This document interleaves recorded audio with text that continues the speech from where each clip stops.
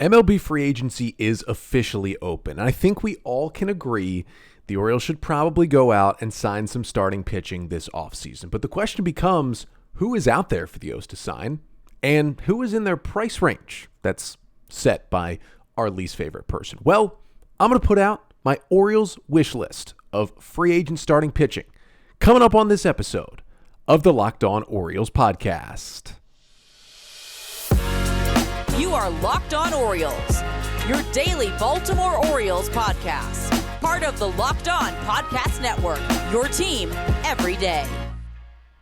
Hey there, Orioles fans. Today is Tuesday, November 7th, 2023, and welcome back into the Locked On Orioles podcast, part of the Locked On Podcast Network, your team every day. As always, I'm your host, Connor Newcomb, and coming up on today's episode, we are taking a look at the free agent class that is out there in terms of starting pitching this offseason. The O's are going to have to sign, at the very least, one starter. So we're going to look at who is out there, a lot of the names, and specifically my wish list. Now listen, there are some great pitchers out there like Blake Snell and Shohei Ohtani that the Orioles just aren't going after because John Angelos is not going to spend that money. So I'm going to give you my top 10 free agent starting pitcher wish list of guys projected to make $100 million or less in free agency. Now, will the Orioles even hit that number? Maybe not.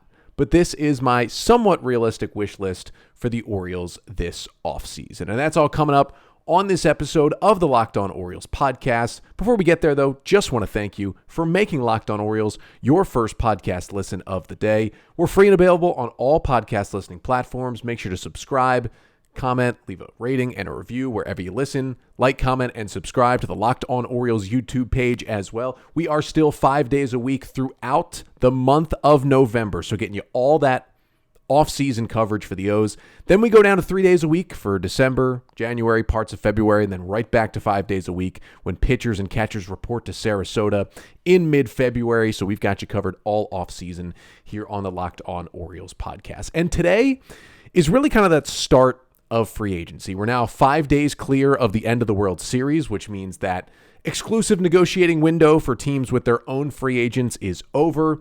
Everybody, they've made the decision who gets the qualifying offer, who doesn't. All of the team options, player options, mutual options, those have all been decided at this point. And now really is when the teams go out there and try and sign, usually, other teams' former players, and free agency really does begin. Now, we're pretty much about a month away from things truly happening because, as you may know, the winter meetings, which are about a month away now, they're in the first week of December, is really when free agency picks up in the baseball offseason. Yes, it opens, here in early November, but not a lot of things happen for about the first month as GMs, teams, players kind of feel each other out in this process. But it makes it a good time to look forward at, okay, who is out there? Who can the Orioles sign? Now, this is my top 10 wish list, going from number 10 to number 1. Number 1 is my most wanted free agent starting pitcher this offseason. But I'm going to tell you right now, the top 5 starting pitchers, including Shohei Ohtani, who's not going to pitch next year because he's getting Tommy John, but should be ready to pitch in 2025 and is certainly going to get a very lucrative long-term contract and pitch in the future. If you include him, the top 5 pitchers on the free agent market this year, they're just out of the Orioles' unfortunate self-inflicted price range. What John Angelos is willing to spend, we don't really know because they haven't given out a multi-year deal to a free agent since Mike Elias took over in November of 2018. It's been almost now 5 years since Mike Elias took over. They haven't given out a multi-year deal to a free agent. It's kind of ridiculous at this point. You would hope that this offseason will be the one. If they're going to get pretty much almost anybody on this list, they're going to have to give out a multi-year deal. But from all the things we've heard from John Angelos, he's not giving out $100 million or more to any one player right now. Shohei Ohtani, Yamamoto from Japan, Blake Snell, Aaron Nola, and after that postseason performance, Jordan Montgomery as well, are all likely to fetch more than $100 million total in free agency, which means I'm just wiping those 5 off the board. Just unfortunately, unless John Angelos completely changes his mind overnight, the O's aren't getting any of those guys. So you take those guys out, now you are left with this group. And I will start with number 10 on my list. That is the right-handed pitcher, Tyler Mahle. Mahle, who is about 29 years old. The ages I will give will be kind of their most of the 2024 season age, and that is 29 for Tyler Mahle. And also, I'm going to give out projections in this episode for contracts. All of those projected contracts come from MLB Trade Rumors. Projected contract for Tyler Mahle is 2 years, $20 million. Seems pretty much in the range for the Orioles, who I had heard were not willing to give out more than 2-year deal, maybe at most a 3-year deal to a pitcher last offseason, and we're kind of sticking in that, $15 million, $16, $17 million per year range. Now, Tyler Mahle is number 10 on this list only because he had Tommy John surgery in May, and that is certainly going to push him back. He is absolutely not going to be ready for opening day of 2024, which is probably why Mahle will sign exactly a 2-year contract. He'll try to pitch half of the first season, the entirety of the second season, show that he's healthy, and then try to get his big contract after the 2025 season. That is most likely what Mahle will do. The Orioles have a chance to take advantage of that. Tyler Mahle, if timeline goes right, should be back around, late June, early July, right around the All-Star break of 2024. You sign him to a cheap 2-year deal. You get him for a year and a half. When he was last fully healthy in 2021, because Mahle did deal with some different injuries in 2020. He still threw 120 innings that year to a 4.40 ERA, but he was not himself. When he was last fully healthy with Cincinnati in 2021, 180 innings, 3.75 ERA, 28% strikeout rate. He was a really, really good starting pitcher for the Cincinnati Reds. And since he came over to Minnesota, the injuries just took out most of his time there. Now, he's got the Tommy John. He's already on his way back. This could be a way for the O's to get a cheap guy who was kind of trending towards an ace before he got injured. Number 9 on my list is a guy who it sounded like the Orioles actually almost acquired at the trade deadline this year before they went and got Jack Flaherty. That is Michael Lorenzen, the 32-year-old right-hander who MLB Trade Rumors predicts will command a 2-year, $22 million contract this offseason.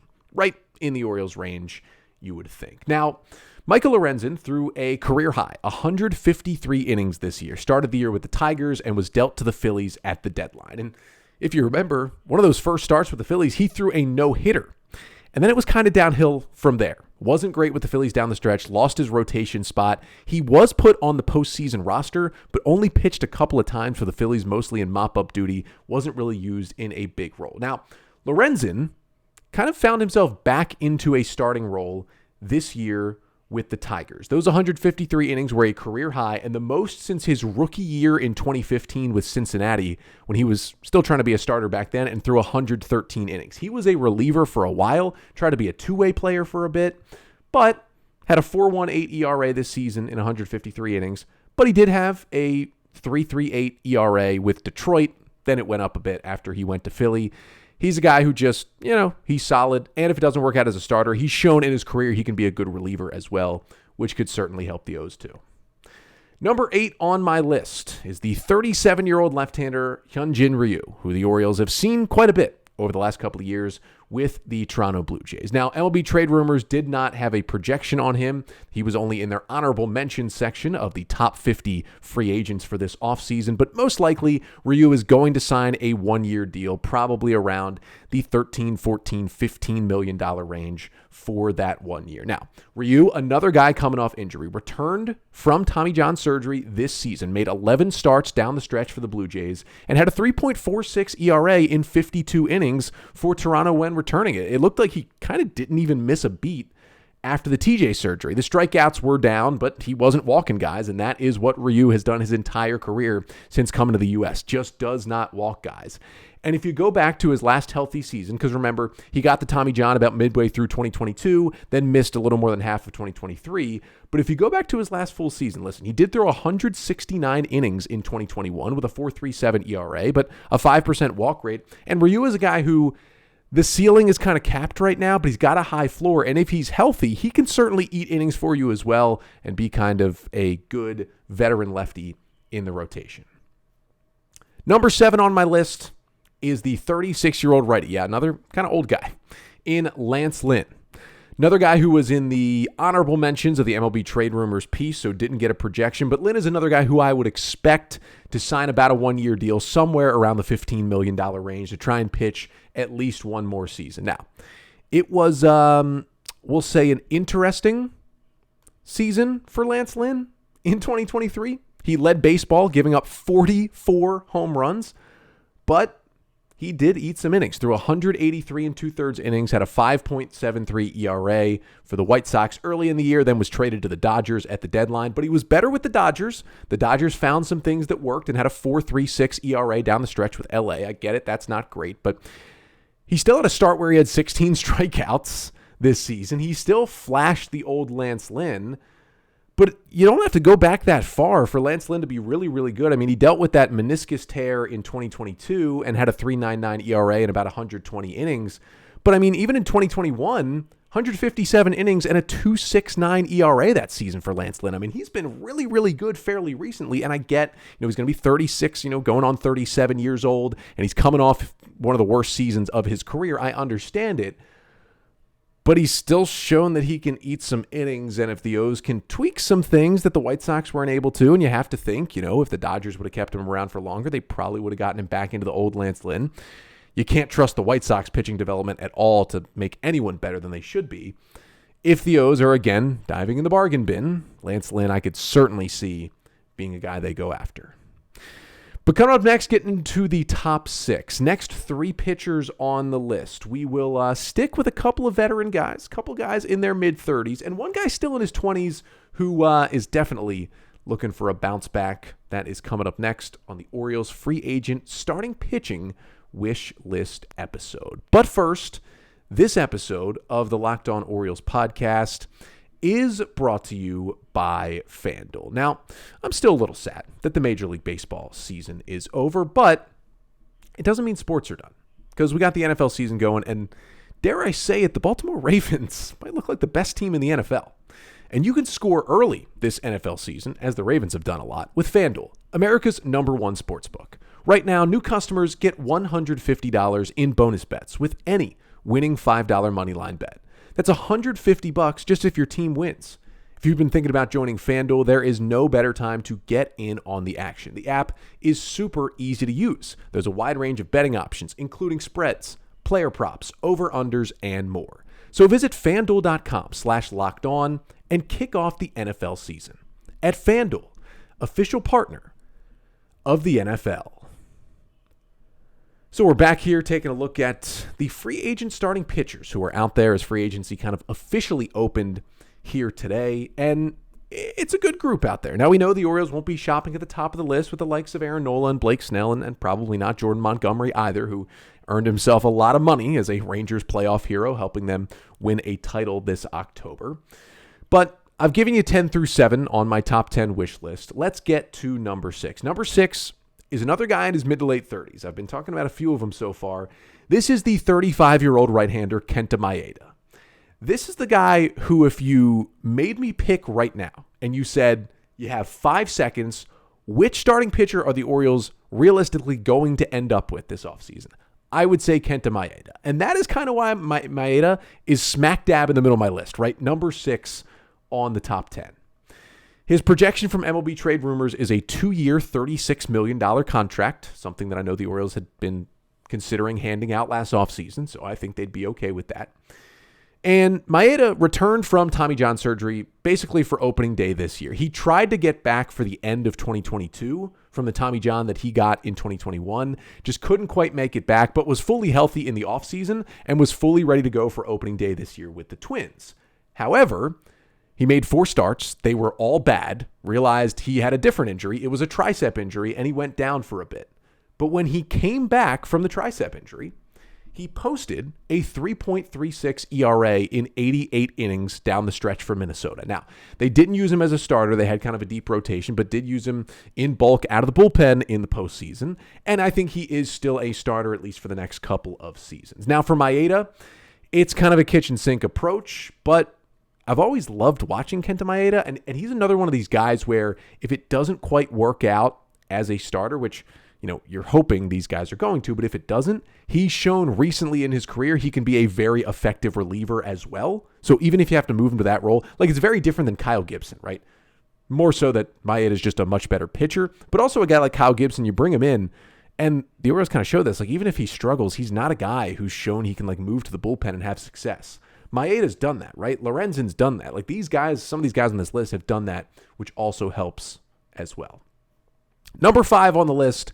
This is the guy I struggled with the most. Where do I put him on this list? Like, how much do I really want this guy? It is 29-year-old right-hander Lucas Giolito, who MLB Trade Rumors projects will command a 2-year, $44 million contract this offseason. I kind of have no idea what to think of Lucas Giolito. A couple of years ago, I was all in on Giolito. And now, after the last few seasons, I don't know what to think. He did throw a career-high 184 and a third innings this season with 3 different teams. What a weird year it was. He pitched for the White Sox, the Angels, and the Guardians. Remember, he was on the White Sox. He was traded to the Angels at the deadline. Then a month after the deadline, the Angels realized we're toast, and they put all their trade deadline acquisitions on waivers that included Giolito. He was claimed by the Guardians, and then he pitched for a team that kind of fizzled out in September down the stretch. Now, he had a 4.88 ERA in those career-high 184 innings this year, after he had a 4.90 ERA in 2022 in about 162 innings that year. Now, the changeup and the slider, you look at the pitch mix, you look at how the pitches play, the data on those two offerings, they are still good. His fastball was also really bad this year, and it got crushed. Now, the good Giolito, 2021, about 179 innings, a 3.53 ERA. That is the good Giolito. That was a guy who looked like he was trending towards ace status in the majors. Then it all went downhill the last 2 years. I don't know how much of that was the White Sox. Again, not very good at developing pitching and sustaining pitching. I think you should go after White Sox guys because I think, they don't show a lot of their true talent when they're in Chicago. I just don't know about Giolito. If he's going to be as cheap as 2 years, $44 million, he's got a high ceiling. He's also one of the youngest guys kind of out there as a free agent at just 29 years old. Most of these guys I'm talking about in their early to mid-30s. So it could certainly work out for the Orioles. There is a flip side to it where he's just as bad as he's been the last 2 years, and you're just looking at like a number 5 starter who eats innings for you, and that's not what you want out of Lucas Giolito. But yeah, he's number 5 on my list.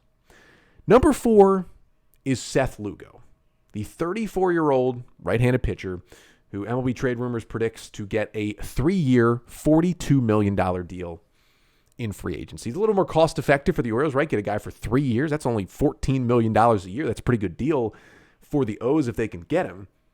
And it's been an interesting ride for Seth Lugo.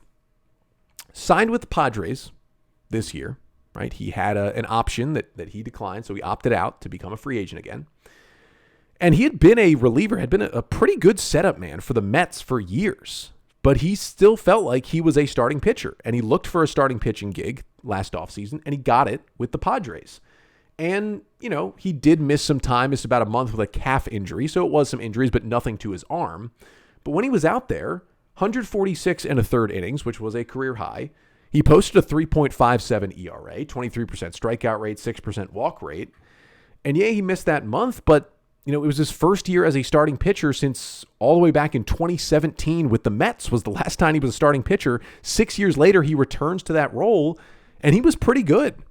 And to be honest with you, he's got some really solid offerings, good fastball, breaking ball mix, and he also found a new pitch late in the year, incorporated a sweeper kind of starting in July, but really used it in August. Down the stretch in August and September, Lugo was really good, and that was because of that sweeper. Opponents hit just 130 against it, slugged just 217, got good swing and miss. He maybe found a new offering that can take him to the next level. If he's going to be that cheap, 3 years, $42 million, that is a steal for Lugo, and he's another one of these guys who, okay, maybe it doesn't work out as a starter all year.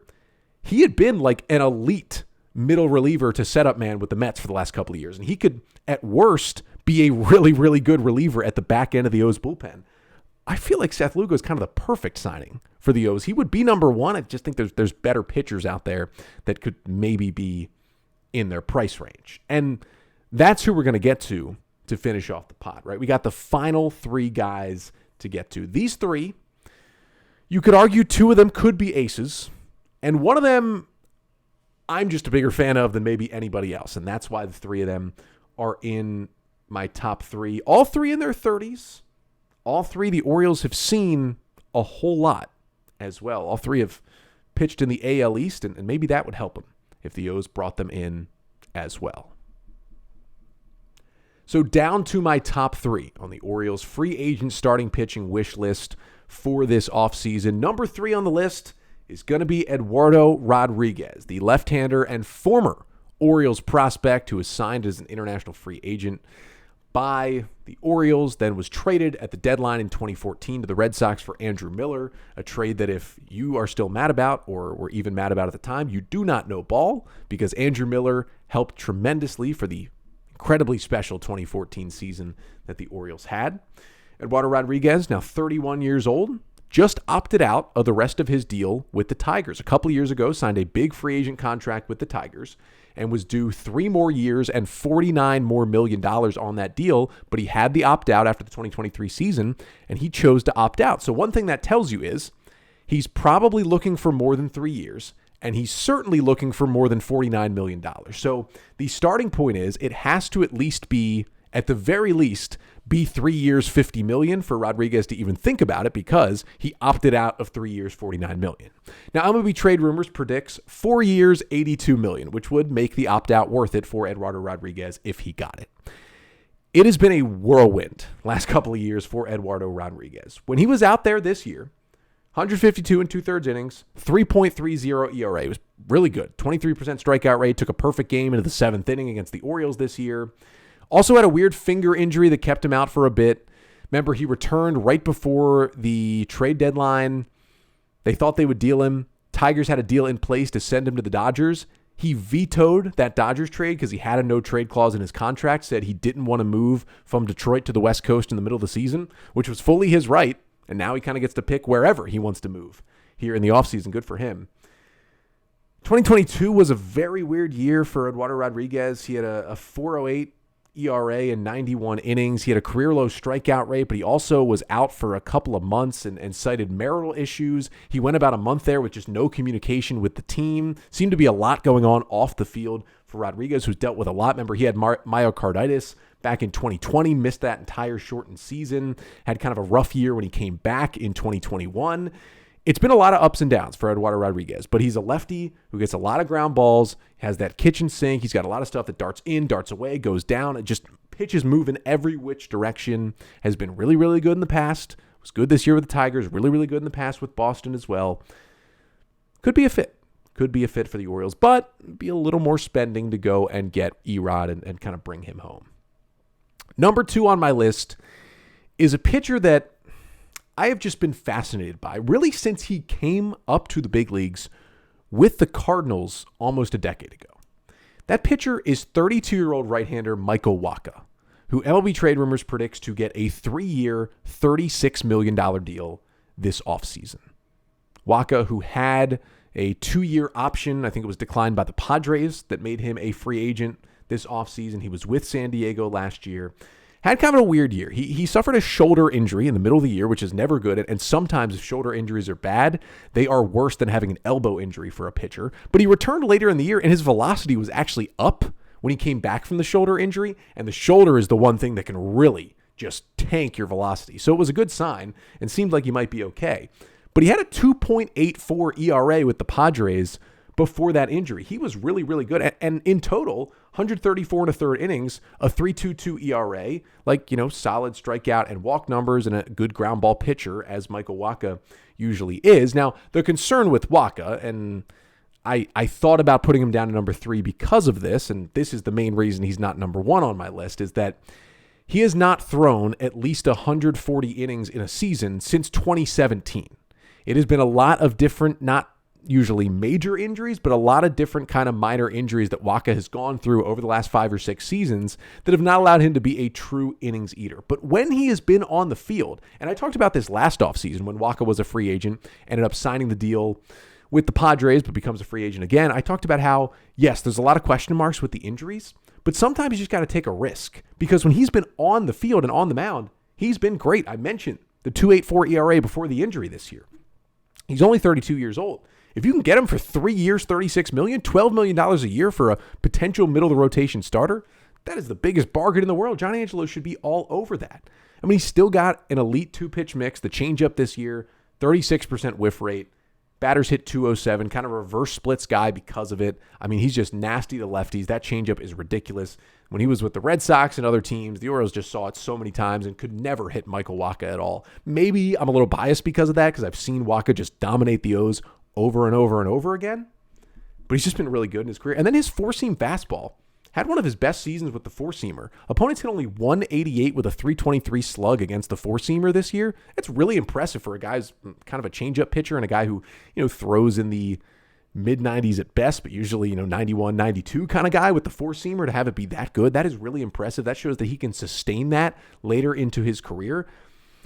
I'm just a big Michael Wacha guy. I think that combination just frustrates hitters, that fastball changeup combination, and he has breaking balls in there as well. But that combo frustrates hitters so much, I think he would be a steal for the O's to go get this offseason. But my number one guy on the list, who, when it's all said and done, could be out of the O's price range, because we know how cheap John Angelos is for no apparent reason. But the 34-year-old Sonny Gray is number one on my list. And I got to say, happy birthday to Sonny Gray. Today, November 7th, is his 34th birthday as he hits free agency. He's going to get paid, but maybe not Nola, Snell, Montgomery paid, right? MLB Trade Rumors predicts for Sonny Gray a 4-year, $90 million contract this offseason. And I get it. You hear $90 million, you're saying, whoa, John Angelos is going to say he's underwater. John Angelos is going to say he's going to have to take out a second mortgage on his house. He gives out $90 million over 4 years to Sonny Gray. Whoa, I mean, John Angelo, whoa. But I mean, if you really want to go get the cheapest version of a free agent, quote-unquote ace, it is Sonny Gray. Now, there's another thing to think about with Sonny Gray. He received the qualifying offer from the Twins. The qualifying offer is a 1-year, $20 million deal that he could decide to sign and go back to Minnesota. If he does not sign it, and he signs with another team, that team that signs him would forfeit a draft pick. So if the Orioles do sign Sonny Gray, they would forfeit their third highest draft pick over to the Twins. But here is, if the Orioles had a normal-ish owner and a normal-ish GM, how they could think of it. Gunnar Henderson was named an AL Rookie of the Year finalist on Monday night. He is almost certainly going to win the award. He is going to net the Orioles an extra draft pick because the new CBA rules, Henderson, a rookie, spent the entire year on the roster, going to win Rookie of the Year. That is going to give the Orioles a draft pick. If you think about it like that, okay, we're gaining a draft pick just because Henderson played well. And then if we lost one by signing Sonny Gray, it's just a wash. You end up with the same amount of draft picks that you had from before. And that Henderson pick that you would get would be right around. It would basically be that third pick that you would give up on the qualifying offer. So essentially, you could sign Sonny Gray and pretend like none of this draft pick stuff happened, and you would go into next year's draft with the same amount of picks you thought you would have, maybe like this time last year, right? Now, I'm not saying the O's are going to look at it that way. They very much value their draft picks, as we know. But if they did, they could talk themselves into signing Sonny Gray. He is a Cy Young Award finalist in the American League this year. Finalists came out Monday night as well. Unfortunately, Kyle Bradish not on there. But it's Garrett Cole, Kevin Gausman, and Sonny Gray of the Twins. 184 innings. He stayed healthy. He 8 innings. 2.79 ERA. 47% ground ball rate tells you, wow, he's getting a lot of grounders. 24% strikeout rate. 7% walk rate tells you, oh, he's striking guys out too, not walking guys. That is the perfect combination of a starting pitcher. And I get, right, he's 34. It's a little worrisome to give out a 4-year contract to a 34-year-old starter, but it's been done before. Guys have still had success. His sweeper this year might have been the best pitch in all of baseball. Opponents hit just .097 against it, 41% whiff rate. It was his second most used pitch. It might have been the best sweeper, at least in baseball. And you even go back to 2022, where, yes, he did have a couple of injuries. Now, none of them were arm injuries, but it was still 120 innings to a 3.08 ERA that season. So even when he has struggled with the injuries the last couple of years, he's still been great, and he was healthy. He 8 innings, and they were phenomenal innings for Sonny Gray. Sonny Gray would look perfect atop this Orioles rotation. Yes, they should still go try and trade for a guy or should really spend. But if we're looking at free agent starters, it is Sonny Gray at the top of my list. And Orioles, think about it. Just forget all the draft picks ever happened. You gain one from Gunnar, you lose one from Sonny Gray. It's like it never happened. Just washes it out. Just do this one thing and be normal. Please be normal. Sonny Gray is really good. So please, please, please, please, please, maybe try to be normal. But that is my free agent wish list. In terms of starting pitching this offseason, Tell me in the comments here on YouTube, what did I get right? Why was I wrong? Give me your top 5 right in the comments here on YouTube today. Give me your top 5 free agent starting pitcher wish list for the Orioles this offseason. That'll do it for today's episode. I'll be back tomorrow. We're going to do the bullpen version of this because 2023 showed us something. Between the struggles of the pen and Felix Bautista's injury, the lack of Dylan Tate, the lack of Michael Givens, the O's should probably get an adult reliever or two in free agency this offseason. So we'll do the same thing, but look at relief pitchers. Who would I like the O's to go after? That's coming up on tomorrow's episode. But until then, I'm Connor Newcomb, and this has been the Locked On Orioles podcast, part of the Locked On Podcast Network. Your team every day.